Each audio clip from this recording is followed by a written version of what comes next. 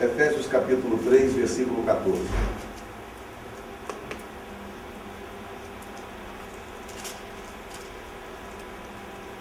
Efésios 3, 14. Amém? Amém. Glória a Deus.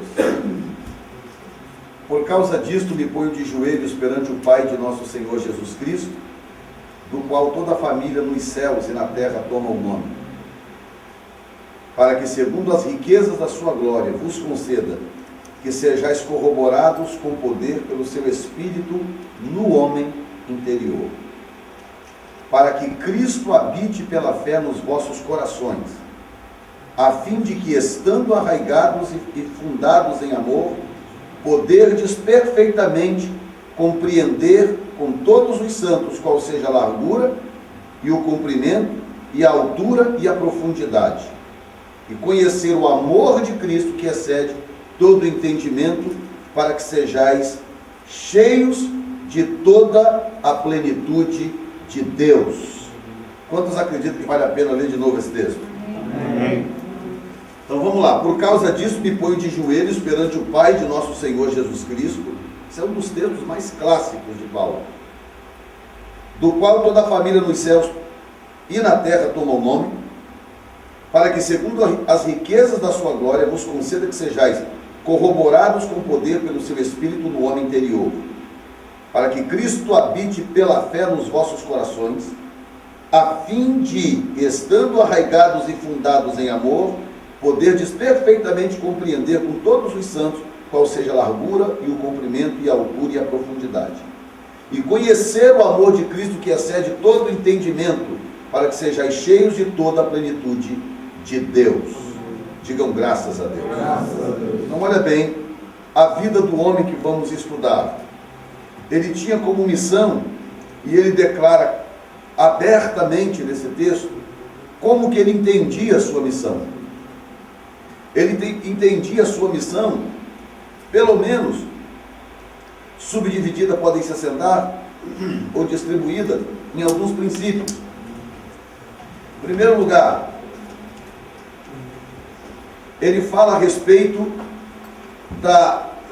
do alvo, que é Cristo habitando pela fé nos nossos corações. Paulo tinha como missão primária do seu ministério ter Cristo, ou contribuir para que Cristo habitasse no coração das pessoas. Segundo lugar, ele fala sobre dimensões espirituais. E ele fala sobre a largura, o comprimento, a altura e a profundidade. São as 4 dimensões básicas, embora profundas, embora importantes, as 4 dimensões básicas que todo cristão precisa conhecer para servir a Deus bem. Dos valores espirituais, do relacionamento com Cristo, da doutrina de Cristo, da palavra de Deus, do próprio discipulado, da sua formação, do seu crescimento. Então, à medida que você estuda a palavra de Deus aqui na terça-feira, você está crescendo no mínimo em 4 direções. E essas dimensões precisam ser entendidas. Ele tinha como missão a promover Cristo no coração do povo pela fé. Segundo, levá-los ao entendimento da largura, do comprimento, da altura e da profundidade desta concepção espiritual. E terceiro lugar, e talvez de forma assim linda, fechando com chave de ouro, para que sejais cheios de toda a plenitude de Deus. Então, Cristo habitando no coração, entendendo as dimensões espirituais do relacionamento do homem com Deus, como ele coloca aqui, largura, comprimento, altura e profundidade, e o alvo final, para que sejamos cheios de toda a plenitude de Deus. Esta era a missão resumida em 3 versículos do homem cuja vida e ministério nós vamos estudar a partir desta noite. E esse tempo todo eu venho lendo, pesquisando, namorando, o apóstolo Paulo, a vida dele, seu ministério, para extrair coisas novas. Eu fui professor de Novo Testamento no seminário, falei muito sobre Paulo, falei sobre o Novo Testamento de uma forma geral, mas eu tenho comigo este critério, né? Toda vez que eu vou abordar um assunto, mesmo que eu já tenha falado, ensinado antes, eu sinto no meu coração aquela responsabilidade de voltar naquele assunto, estudar aquele assunto, checar aquele assunto, da onde Deus, então, talvez até para honrar, às vezes, a atitude da gente e responsabilidade, Deus traz coisas novas, novo entendimento, novas revelações, etc. É o que tem acontecido comigo durante esses dias, à medida em que eu volto a estudar, a pesquisar a vida de Paulo, para trazer esses ensinos aqui. Então, todo personagem importante, toda pessoa que marcou a história de alguma forma, quando você vai ler ou estudar a vida dessa pessoa, você se chocará com coisas fortes, situações diversas, boas, ruins, coisas entusiasmantes, coisas chocantes, que estão na estrada, no percurso de se estudar a biografia de alguém importante.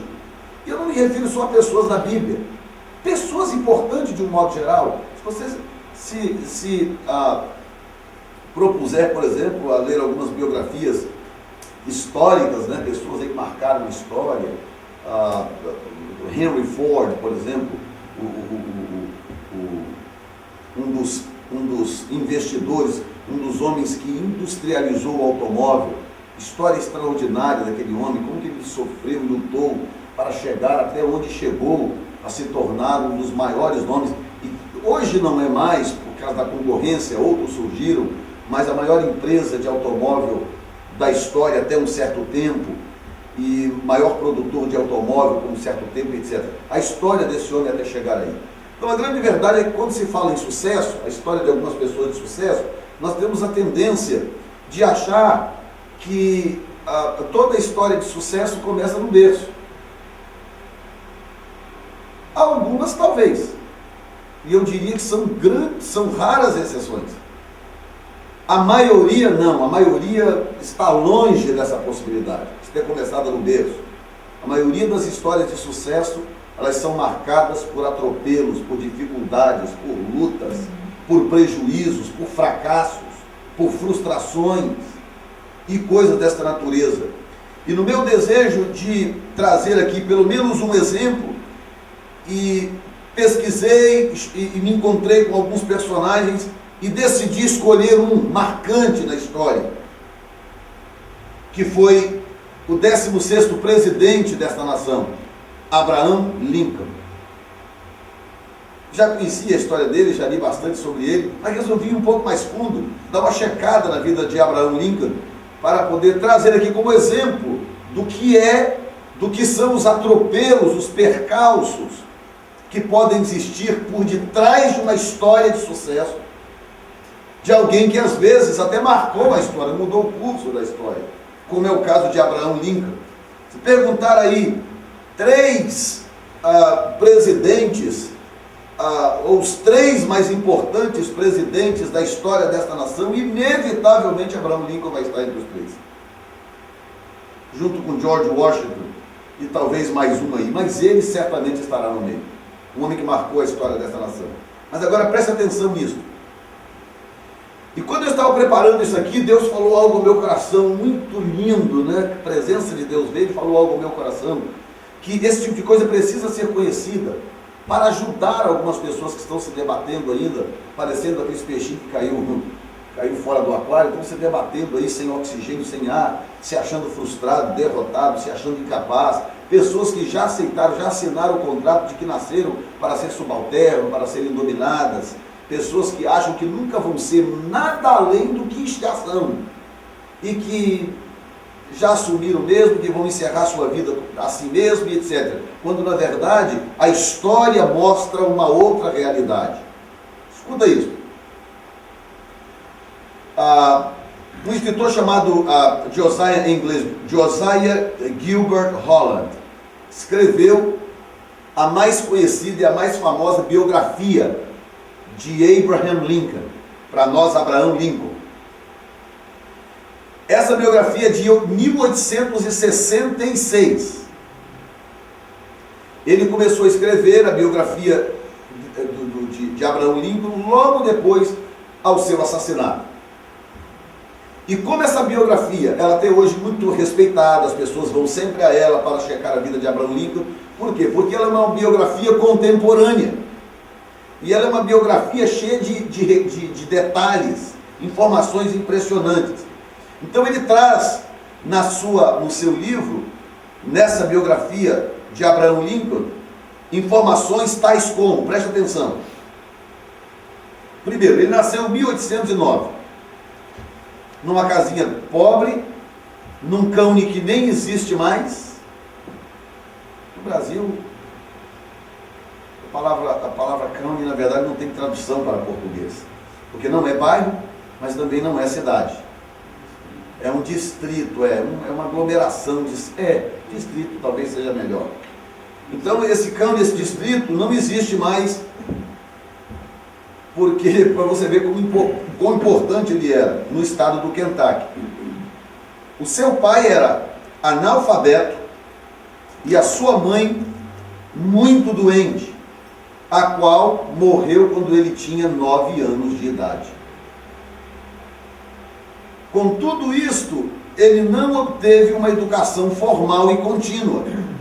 Saiu da escola, entrava, saía, pelejava, não conseguiu ter uma formação educacional contínua e formal. Em 1831, sua primeira tentativa na vida foi como homem de negócios, e ele falhou miseravelmente. Um ano depois, portanto, em 1832, ele concorreu para deputado estadual e perdeu. No mesmo ano, ele perdeu o emprego e aplicou para uma faculdade de Direito, e a resposta dos responsáveis foi uma grande gargalhada. Riram dele por causa das suas miseráveis qualificações. Você acha que você tem problemas, né? Pouco tempo depois, ele tentou começar um outro negócio, pegou uma quantia emprestada em dinheiro e o negócio faliu naquele mesmo ano, deixando-o completamente endividado. Lincoln declarou falência naquele ano e gastou 17 anos da sua vida trabalhando para pagar dívidas. Em 1835, ele se apaixonou por uma mulher chamada Anne Rutledge. Ela morreu pouco tempo depois do noivado. No ano seguinte a isso, ele sofreu, portanto, em 36, uma profunda crise de nervos, entrou em depressão e ficou 6 meses na cama. Em 1838, ele concorreu ao cargo de orador da Câmara de Deputados Estaduais e foi derrotado vergonhosamente. Em 1840, ele tentou de novo se eleger não se eleger de novo, mas ele tentou de novo se eleger como deputado estadual e perdeu de novo. Em 1843, ele tentou como deputado federal e perdeu de uma forma humilhante. Em 1846, ele concorreu de novo para deputado federal e finalmente ganhou. Em 1854, ele concorreu a uma cadeira para o Senado e perdeu.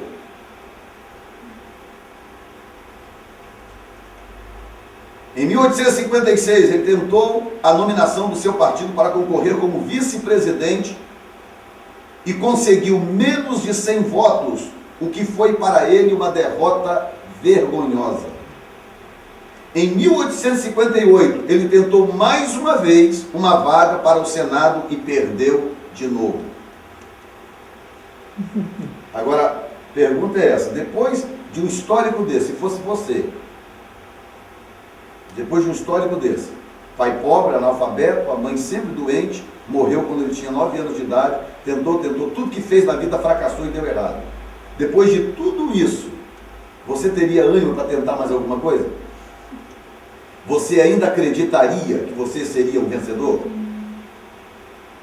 O que acontece? Finalmente, em 1860, Abraham Lincoln concorreu à presidência dos Estados Unidos e ganhou.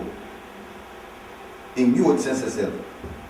Seu governo foi estupendo e colocou a nação numa nova era de prosperidade e sucesso, porque ele foi o presidente da transição daquela guerra das capitanias, das províncias. Depois você pode ler um pouco sobre isso. A pior guerra da história desta nação.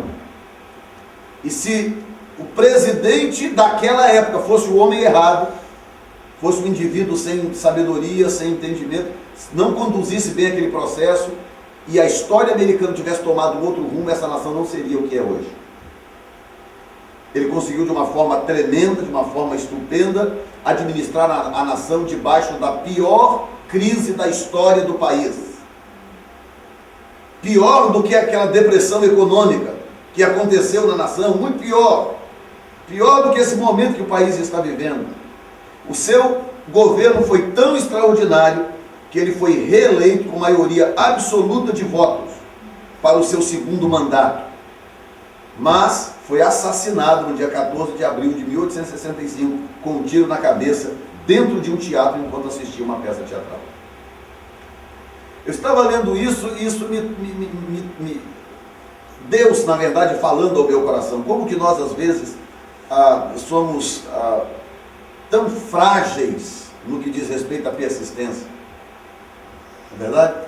Tão frágeis. Às vezes nós cedemos tão facilmente, às vezes a gente deixa de persistir um pouco mais, deixa de ir um pouco mais avante, quando na verdade pessoas que às vezes nem a Deus conhecem, nem relação com Deus íntima tem, mas por alguma razão herdou de alguém uma capacidade de persistir naquilo que faz. Faça chuva, faça sol, neve ou calor, algumas pessoas nunca desistirão de seus ideais, de seus projetos, de seus propósitos. Elas irão até o fim. É aquilo que Deus disse para Daniel, no último versículo do seu livro, 12, 13. Daniel, vá até o fim. Vá até o fim. Em outras palavras, encerre esse negócio, fecha essa conta. Não larga pelo meio do caminho. E sabe de uma coisa? Que as pessoas, elas têm a mania de largar as coisas pelo meio do caminho. O que acontece? Elas acabam desenvolvendo esse caráter. Então tudo que elas começam a fazer, elas já começam com a intenção de largar pelas metades. Algumas pessoas. Porque elas acabaram aceitando esse tipo, essa marca, esse estigma no caráter delas. E aqui está a história de um homem que do meio do fracasso ele extraiu confiabilidade, autoconfiança o suficiente, depois de ter falhado em absolutamente tudo na vida, creu que podia ser o presidente da nação mais poderosa do mundo. E foi um dos melhores presidentes dessa nação. A história de Paulo, isso aqui é só um prelúdio para nós entrarmos nesse ponto da história de Paulo, por uma razão. À medida que eu lia, estudava Paulo de novo, a gente começa a se deparar com algumas questões. Quem Paulo foi antes da sua conversão e quem Paulo se tornou depois da sua conversão e da sua chamada. Você não pode esconder e omitir absolutamente nada quando você está fazendo uma biografia, no nosso caso aqui, uma biografia falada, embora para mim esteja escrita também, mas uma biografia falada, nós não podemos omitir fatos. Mas por outro lado, considerando quem ele foi, como ele encerrou a sua vida e a sua carreira, nós temos que ter a capacidade de apresentar certas coisas concernente ao perfil daquela pessoa, sem que aquilo seja um ponto de vergonha, de desmerecimento daquela pessoa. Por isso que eu fui também ver a história de algumas pessoas, a vida de algumas pessoas durante a história. Paulo não é diferente. Paulo foi um personagem. Paulo foi uma pessoa, ele viveu, é um homem histórico. Além de ser um homem bíblico, um personagem da Bíblia, ele é um personagem histórico. Existem livros históricos da época do Novo Testamento, que não fazem parte da Bíblia, que falam de Paulo. Então Paulo existiu, Paulo fez parte da história. E assim como Abraham Lincoln e tantos outros, ele também não tem a sua história de sucesso de berço. Na verdade, a sua história é uma história com muitos acidentes. E a primeira coisa que nós vamos ver é exatamente isso. O passado violento e sangrento de Saulo de Tarso. O início da história de Saulo mostra-o muito mais como um terrorista extremista religioso que qualquer outra coisa. Aí você lê esse texto aqui de Efésios, né? Falando sobre Cristo no coração das pessoas, entender a largura, o comprimento, a altura, a profundidade, poder perfeitamente compreender, conhecer o amor de Cristo que excede todo o entendimento, conhecer o amor de Cristo que excede todo o entendimento. Uau, que tremendo! Mas quando você vai para o início da história dele, o que você encontra é um homem violento, um indivíduo que se parece muito mais com Bin Laden, um indivíduo que se parece muito mais com esses camaradas aí que explodiram o avião no World Trade Center, do que com esse que está falando aqui em Efésios, em Coríntios, em Romanos, em Gálatas, em Filipenses, Colossenses e outros. Então o passado dele foi um passado muito negro, muito sangrento, muito violento. Por exemplo, em Atos 6:8, quando começa a se desenrolar a história de Estevão, por exemplo, a Bíblia mostra claramente quando Saulo de Tarso entra em cena na Bíblia. Quando ele entra em cena, no capítulo 6 de Atos, a Bíblia mostra claramente ele como um dos coniventes, como um dos executores, como um dos apoiadores de um massacre. É uma cena, escuta o que eu vou te falar. Se você tiver curiosidade de pesquisar um pouco na internet a respeito do ritual de apedrejamento na época do Império Romano, na verdade era a cultura de Israel, que eles mantiveram também na época do Império Romano. Você vai ver que é algo que ninguém desejaria assistir. Qualquer pessoa que não fosse daquela cultura, que não crescesse daquela cultura, não daria conta de assistir alguém sendo morto por apedrejamento. Era uma cena tenebrosa, horripilante, talvez uma das piores cenas de violência que alguém pudesse presenciar, assistir. Uma pessoa coada num canto, e quando fala apedrejamento, as pessoas pensam que é pedrinha, brita, né? Sabe aquelas britas do Brasil assim, de fazer concreto? Britinha, não, meu filho, não era daquilo não. Era pedra, era tijolo, eram pedras do tamanho que o braço da pessoa conseguia sustentar e arremessar. Eram pedras com peso suficiente para causar quebradura de ossos em várias partes do corpo, fraturas expostas, traumatismo craniano, que na maioria das vezes era como se dava o óbito. Depois de um grande massacre, e muitos deles eram peritos nisso, porque praticavam aquilo a vida inteira, muitos deles eram peritos. Então o que eles faziam? Eles não iam logo na cabeça, para poder acabar com o sofrimento do camarada. Não, eles começavam uma sessão de apedrejamento e iam pelas partes não mortais. E quando a pessoa então estava no auge da agonia, no auge do sofrimento, que inclusive no caso de Estevão, você vê que a história termina como?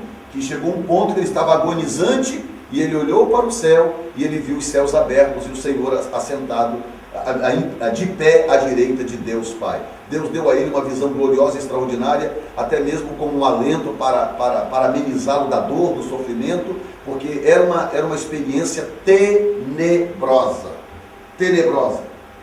Viu?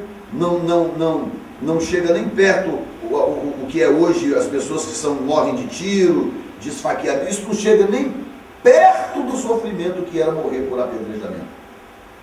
E quem é que está em pé ali do lado, segurando as capas, as roupas de todo mundo, assessorando, concordando e apoiando? Saulo de Tarso. Saulo de Tarso, o sangrento. E ele, ao presenciar essa situação de Estevão, capítulo 6, versículo 8, começa a descrever Estevão. Primeiro, eu coloquei aqui só as expressões por questão de tempo. Apresenta ele como cheio de graça e poder. Olha as descrições. O indivíduo que está sendo morto a pedradas. Olha o traço do indivíduo. Ele é cheio de graça e poder. Ele não é um bandido, alguém pego em adultério. alguém que explodiu a casa de alguém que estuprou uma criança. Não, é alguém que é descrito pela palavra de Deus como cheio de graça e de poder. Atos 6:8. Ele falava com sabedoria e espírito. Atos 6:10. Falava com sabedoria e espírito. Não era alguém que estava xingando, falando bobagem, agredindo as pessoas. Sua face transfigurou como a de um anjo, segundo Atos 6:15. Com tudo isso, ele foi apedrejado até a morte. Uma das coisas que nós precisamos, o pastor Samuel falou isso muito bem ontem, né? E para os que foram lá e usufruíram daquela maravilha, ele disse algo muito sério ontem, desbancando essa falsa teologia de que a pessoa está em sofrimento e está em pecado. Está em sofrimento, está passando por alguma tribulação, alguma angústia, deve estar em pecado. É a teologia dos amigos de Jó. A teologia dos amigos de Jó. Não, então checa aí que alguma coisa está errada com você, para Deus estar cobrando você desse jeito. Quando na verdade Jó era santo, reto, temente a Deus, estava sendo provado por Deus, porque na vida de Jó, Deus foi glorificado. E não apenas isso, na vida de Jó, quantas pessoas, quantos milhões de pessoas ao longo da história foram fortalecidos, tiveram sua fé renovada, foram abençoados, confortados por Deus ao longo da história, porque Jó não pecou contra Deus e permaneceu firme. Se o diabo pudesse se suicidar por alguma coisa que ele fez na história, ele se suicidaria por ter incitado o sofrimento de Jó. Porque ele não suporta mais ouvir falar em Jó, livro de Jó, ler de Jó, falar de sofrimento de Jó, não aguenta mais de imaginar que ele deu um tiro tão fora quanto aquele. Quem está entendendo? Totalmente cristianizado, a ver Paulo como baluarte da evangelização da igreja primitiva. Toda pessoa que conhece a Bíblia, falar em Paulo, pensa em quê? Nós acabamos de ler, eu li de propósito, um texto já pronto, já do ministério de Paulo, que mostra a glória, a sabedoria, a singularidade do ministério de Paulo, da sua inteligência, da sua capacidade, até mesmo intelectual, o seu preparo, o seu esmero, um indivíduo extraordinário. Essa é a tendência de se ver Paulo quando se tem qualquer tipo de influência cristã. O vemos como grande escritor de Romanos, 2 cartas de Coríntios, Gálatas, Efésios, Filipenses, Colossenses, 2 de Tessalonicenses, Timóteo, Tito, Filemão, e segundo alguns até Hebreus. Talvez sim, talvez não. Esse é o Paulo da visão cristã. Com tudo isso, pode-se pensar que tudo isso veio de berço. Mas nós sabemos que não, isso está longe de ser verdade. A Bíblia apresenta Saulo de Tarso e, portanto, define a sua origem. E nós vamos falar agora um pouquinho sobre a sua cidade. Tarso ficava localizada à margem do mar Mediterrâneo, no sudeste da Ásia Menor, onde hoje é a Turquia. Quem aqui estudou Apocalipse comigo vai lembrar algo e vai conectar alguns pontos. Saulo de Tarso nasceu, e eu vou usar o nome Saulo de Tarso até chegar o momento em que o nome dele é trocado. Saulo de Tarso nasceu numa cidade aos pés da Cordilheira de Touro. Lembra da Cordilheira de Touro? Nós falamos aqui. Ele nasceu numa daquelas cidades ali, não uma das cidades das cartas do Apocalipse, mas uma cidade daquela região, da Cordilheira de Touro, na Ásia Menor, na Cilícia, aos pés da cordilheira, hoje, atualmente, a moderna Turquia. Agora, ele tinha consciência da sua importância, ele tinha consciência da sua origem, da sua nobreza, porque olha só, no capítulo 22, versículo 3, ele, fazendo a sua defesa, diz: eu sou judeu, nascido em Tarso, da Cilícia, mas criado nesta cidade. Então ele era, em primeiro lugar, nascido na cidade de Tarso, uma grande cidade, uma cidade portuária. Ela ficava bem à margem do mar Mediterrâneo, naquela região que hoje é a Turquia. E pelo fato de estar muito bem localizada, de ser uma cidade volumosa, grande para as proporções da época, ela era uma rota obrigatória para mercadores que vinham do Oriente para, na verdade, do leste, para aquela região ali que nós conhecemos como Oriente Médio, ou até mesmo para a capital mundial na época, que era Roma. Então, Tarso era uma rota obrigatória. Então, era uma cidade muito agitada, muito desenvolvida, uma cidade rica, próspera, uma cidade poliglota, cosmopolitana. Então, inevitavelmente, Paulo cresceu naquela cidade já com uma herança extraordinária. Primeiro, ele era um indivíduo esclarecido, um indivíduo bem formado, bem estudado, e um indivíduo que cresceu naturalmente falando 4 idiomas. 4 idiomas. Ele falava o grego, que era a língua do comércio internacional e da cultura helenística. Ele falava o aramaico, que era a sua língua de berço, a sua língua nativa. Falava o latim, que era a língua oficial do império, a língua das repartições públicas, a língua da literatura, a língua oficial do império. E ele falava o hebraico, porque era a língua oficial da faculdade teológica judaica, onde ele estudou com Gamaliel. Então ele cresceu falando 4 idiomas. E hoje em dia se sabe com muita clareza, uma criança, se ela for submetida ao ambiente certo, ela cresce falando sem nenhum sotaque, 4 a 5 idiomas, sem nenhum problema. Nenhum problema. Desde que ela seja submetida àquilo ali, desde pequena. Ela assimila todos os idiomas sem nenhum problema. E ele foi uma dessas pessoas que assimilou no mínimo. Isso é o que nós temos conhecimento. Que ele no mínimo assimilou esses 4 idiomas. E crescia lidando com esses idiomas com muita facilidade. Inevitavelmente, ele, ao crescer dentro desta mentalidade, ele desenvolveu esse senso de importância. Então olha só, ele era judeu, filho de pai judeu, mas ao mesmo tempo ele cresceu numa cidade fora da Judéia, fora dos termos de Israel. Então ele tinha uma mente cosmopolitana, cosmopolita, era um indivíduo bem esclarecido, uma mente internacional, falava bem os idiomas, e ele tinha a cidadania mais importante daquela época, que era a romana. É como ter hoje a cidadania americana. Pode ser brasileiro ou de uma outra cultura, mas se você tem a cidadania americana, você pega o passaportezinho azul, acabou, o mundo abriu para você. Você pode viajar literalmente para qualquer parte do mundo sem nenhum problema. Só evita para o Iraque, né? E para o Afeganistão. Para o resto do mundo você pode ir sem nenhum problema. Era a mesma coisa naquela época. Então diga comigo, Deus sabe das coisas. Deus sabe das coisas. Eu falei lá no Encerrei na Escola Bíblica falando sobre isso, né? Uma das coisas que Deus está procurando nas pessoas para determinados projetos é capacidade. Escolhe dentro do povo homens capazes, capacidade. E Deus está vendo aquele cabra lá. O indivíduo falava as línguas fluentes necessárias, tinha passaporte romano, né? Tinha a cidadania judaica, também transitaria bem entre os judeus, mas tinha livre acesso ao mundo, porque era cidadão romano. Então Deus estava de olho nele. Esse rapaz se encaixa perfeitamente no perfil, no tipo de plano que eu preciso desenvolver com alguém. Além de outras coisas, claro, né? Deus conhece o coração, aquela história toda que você já sabe, coisas ligadas à soberania de Deus. Quem está me acompanhando, diga amém. Amém.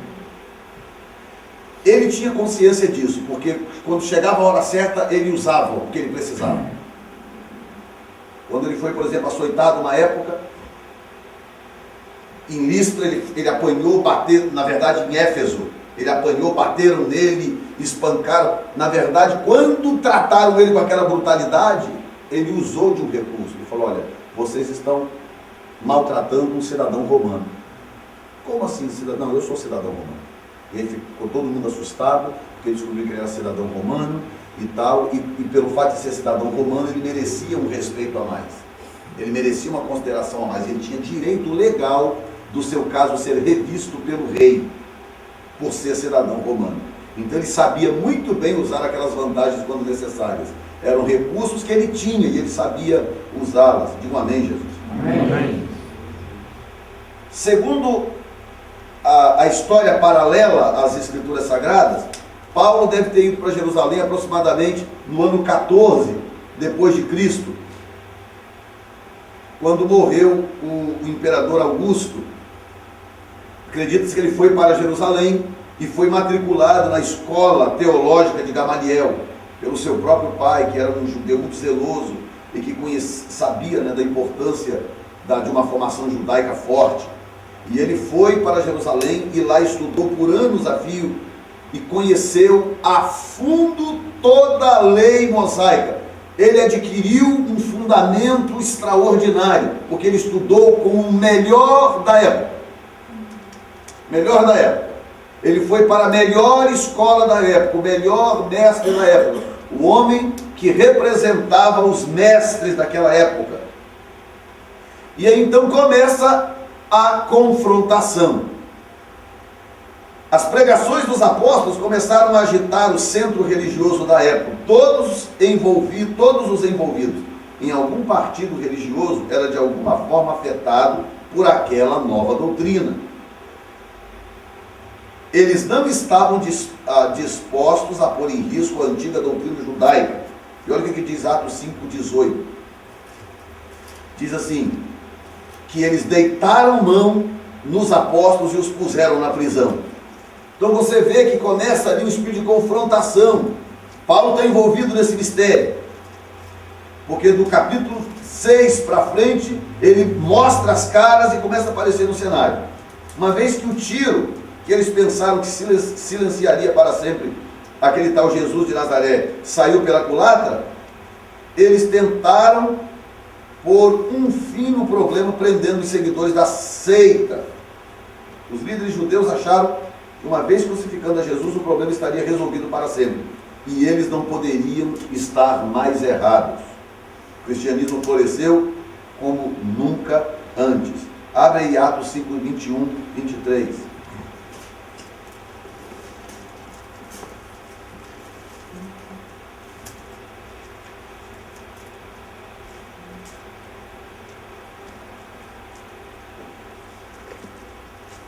Atos 5, 21. E, ora, tendo eles ouvido isto, entraram de manhã cedo no templo e ensinavam. Chegando, porém, o sumo sacerdote e os que estavam com ele, convocaram o sinédrio, com todos os anciãos dos filhos de Israel, e enviaram guardas ao cárcere para trazê-los. Mas os guardas, tendo lá ido, não os acharam na prisão. E voltando, lhe anunciaram, dizendo, achamos realmente o cárcere fechado com toda a segurança, e as sentinelas em pé à porta, mas abrindo-as, a ninguém achamos lá dentro. Então, Deus começa a desbancar aquela estrutura judaica que parecia impenetrável, porque eles mataram Jesus pensando que ia resolver aquele problema.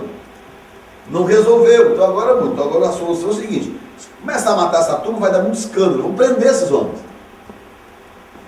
Era o início da confrontação, e começaram a jogar nos calabouços. Nós sabemos da história, Pedro e João foram lançados na prisão também. E aí o que acontece?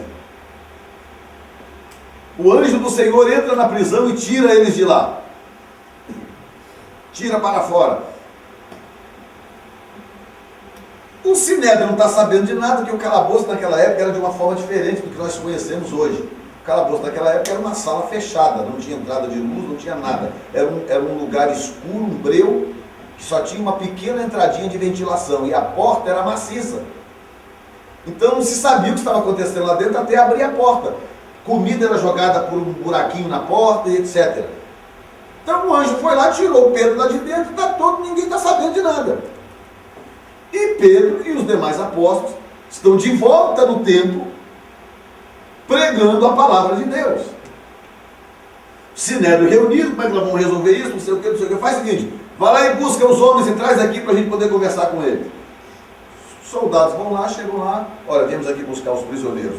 vão lá, abrem a porta, porque os soldados estão na porta, os guardas estão na porta, a porta está trancada, não tem outro lugar de sair senão pela porta. Aí eles vão, abrem a porta, quando abrem a porta, olham dentro, a cela está vazia.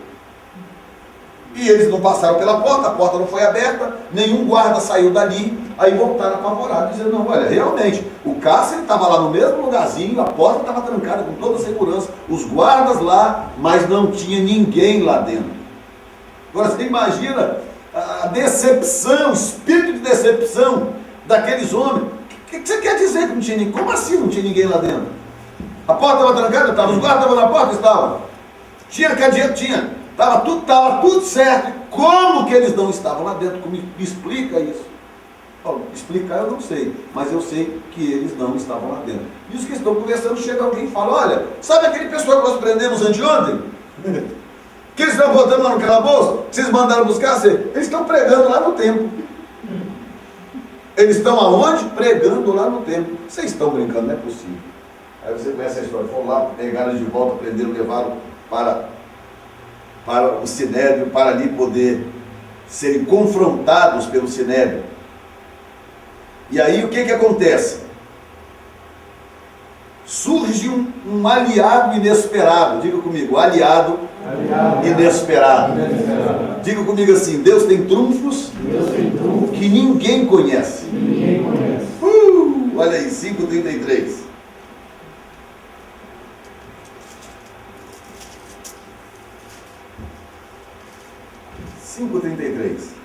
Ora, ouvindo eles isto, se enfureceram e queriam matá-los. Mas levantando-se no sinédrio certo fariseu chamado o quê? Gamaliel, doutor da lei, acatado por todo o povo, mandou que por um pouco saíssem aqueles homens. Vamos só dar uma revisãozinha aqui. Quem era esse Gamaliel? Gamaliel era o mestre dos mestres. Por isso que o texto diz aqui, acatado por todos. Sabe o que quer dizer a palavra acatado? Quando Gamaliel falava, todo mundo baixava o facho. Gamaliel era literalmente o que hoje representaria aí o presidente da Suprema Corte. Era Gamaliel e o sumo sacerdote. Eram duas funções extremamente importantes. Porque o sumo sacerdote, ele cuidava de tudo aquilo que era religioso. E Gamaliel tinha outra função. Além de mestre ensinador, ele cuidava de tudo aquilo que era civil. Então, quando Gamaliel falava que da maneira que o texto apresenta aqui, dá a impressão que Gamaliel ainda era tido em nível ainda superior ao sumo sacerdote. Talvez pela idade, não se sabe. Ou pela sua formação muito forte, muito intensa. Esse é o Gamaliel. Segundo lugar, esse Gamaliel é o camarada a quem o pai de Saulo de Tarso entregou. Foi nas mãos de Gamaliel que o pai de Saulo viajou da Turquia até Jerusalém para entregar o seu filho para ser instruído, para ser formado, ensinado. E agora está Saulo de Tarso, o sinédrio inteiro, todo mundo com ira dos apóstolos, querendo matar os apóstolos. Inclusive chegaram a matar Tiago. Mataram Tiago como exemplo para tentar acalmar os ânimos daquele povo, para poder assustá-los, inibi-los. E o que eles queriam na verdade era matar a todos. Mas aí o que acontece? Inesperadamente, suddenly, de repente, surge um aliado que ninguém esperava para o povo de Deus. Gamaliel, o indivíduo que deveria estar botando lenha no sinédrio, o indivíduo que deveria estar atiçando Saulo de Tarso, se levanta como aliado dos apóstolos. Oh, Jesus! Ele assume uma postura completamente inesperada por muitos e até frustrante para pessoas como Saulo de Tarso. 35, 39. E prosseguiu: varões israelitas, acautelai-vos a respeito do que estai para fazer a estes homens, porque há algum tempo levantou-se Teudas, dizendo ser alguém,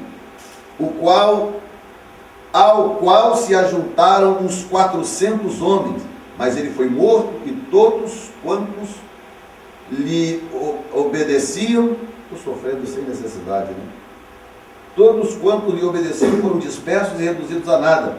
Depois dele levantou-se Judas, o Galileu, nos dias do recenseamento, levou muitos após si. Mas também este pereceu, e todos quantos lhe obedeciam foram dispersos. Agora presta atenção nesse versículo. Agora vos digo, dai de mão a estes homens, e deixai-os, porque este conselho, ou esta obra, caso seja de homens, se desfará. Mas se é de Deus, não podereis derrotá-los, para que não sejais, porventura, achados até combatendo contra Deus. O que eu vejo, né, no Saulo e nos outros que estavam ali, talvez era alguém que olhou para Gamaliel e falou: mestre Gamaliel, você está ficando louco? Você está ficando doido? Porque, irmãos, aquilo era tido como uma praga. Uma praga. O cristianismo era uma praga que estava infestando Jerusalém, pondo em risco uma crença milenar. E eles sentiam que eles deviam eliminar com aquilo de uma vez por todas. Deus levanta um aliado que ninguém esperava. Dá uma glória a Deus aí. Glória a Deus. Fica de pé um pouquinho aí. Maravilha. Dá um pulinho assim, ó. Aê! Pode se assentar agora.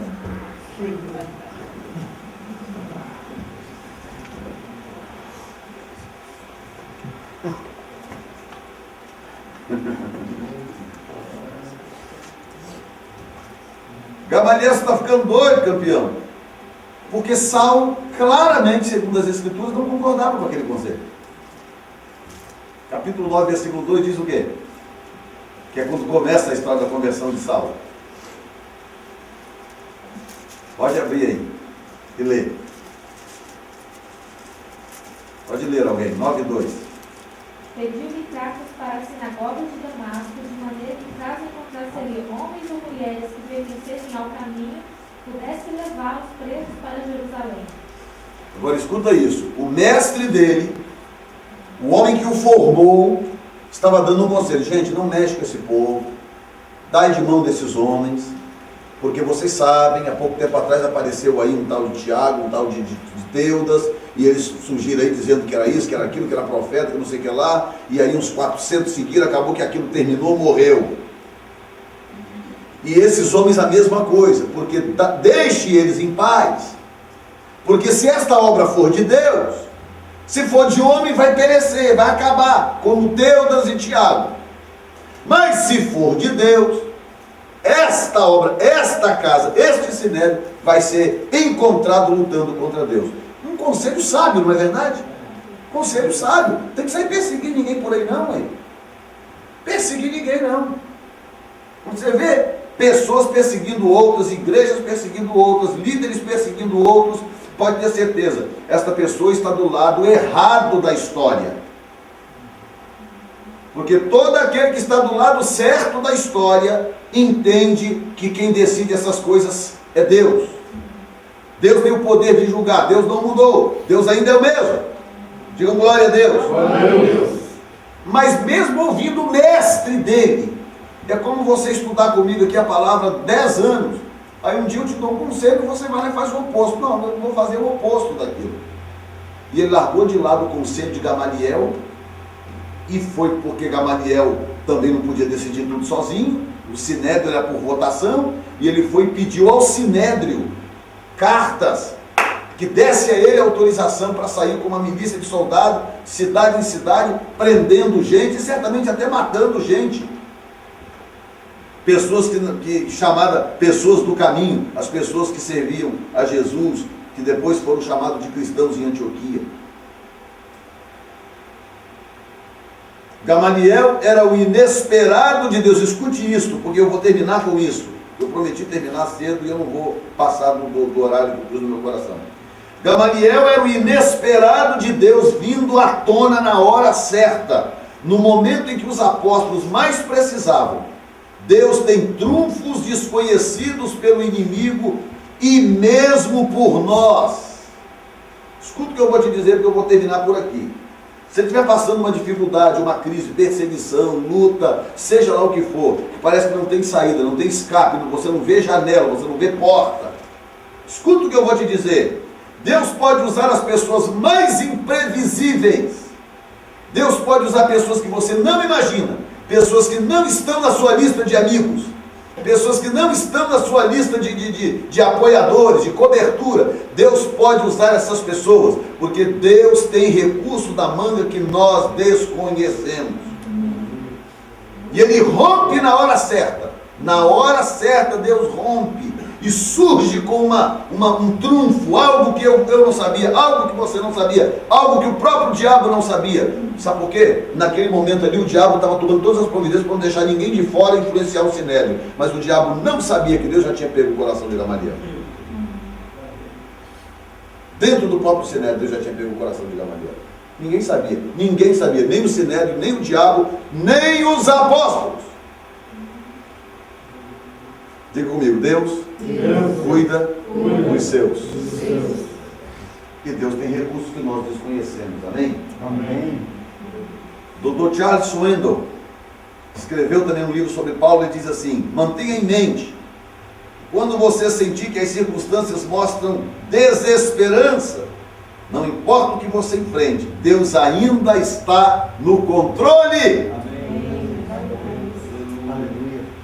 Deus está no controle total da situação, da circunstância.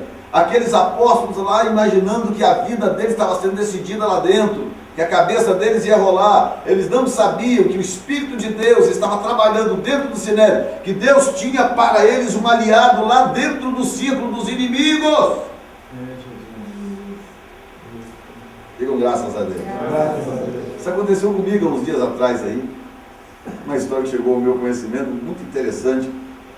Alguém que não gosta muito de mim por algumas razões,